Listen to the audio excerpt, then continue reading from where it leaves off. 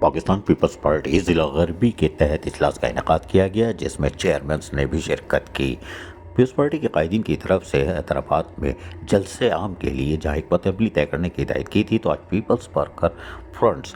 ضلع غربی کے تحت ایک اجلاس کا انعقاد ہوا، جس میں چیئرمین منگو پیر ٹاؤن حاجی جمیل ضیاء کے ساتھ ساتھ پاکستان پیپلز پارٹی ضلع غربی کے صدر عابد دستی، جنرل سیکرٹری حاجی جمیل ضیاء اور دیگر قائدین بیٹھے تھے، اور انہوں نے جا کے تمام تر حکمت عملی طے کی، اور اس میں یقینی طور پر کارکنان کی ڈیوٹیاں بھی لگ گئی ہیں کہ جلسہ عام جو حیدرآباد میں ہوگا اس میں بھرپور شرکت کی جائے گی، اور تمام کمیٹیوں کی تشکیل کے لیے بھی حکمت عملی طے کر لی ہے۔ اس موقع پر عابد دستی ضلع غربی کے صدر پاکستان پیپلز پارٹی نے خطاب کرتے ہوئے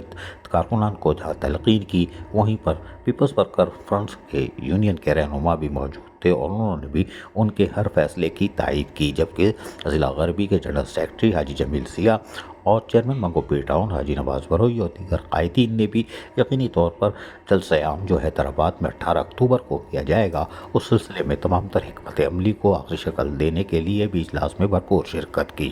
یقینی طور پر حیدرآباد میں 18 اکتوبر کے جلسہ عام میں جس طرح شرکت کی یقین دہانی کرائی گئی تھی، اور جو ہدایتیں پاکستان پیپلز پارٹی کے قائدین نے دی تھی گزشتہ ہفتے، اس پر آج اس اجلاس کا انعقاد کیا گیا، جو خوش آئندہ ہے، اور یقینی طور پر آج حکمت عملی تمام تر طے کر لی گئی اور کمیٹیاں تشکیل دی جا رہی ہیں۔ عزیز عارف، KBS بلدیاتی نیوز، کراچی۔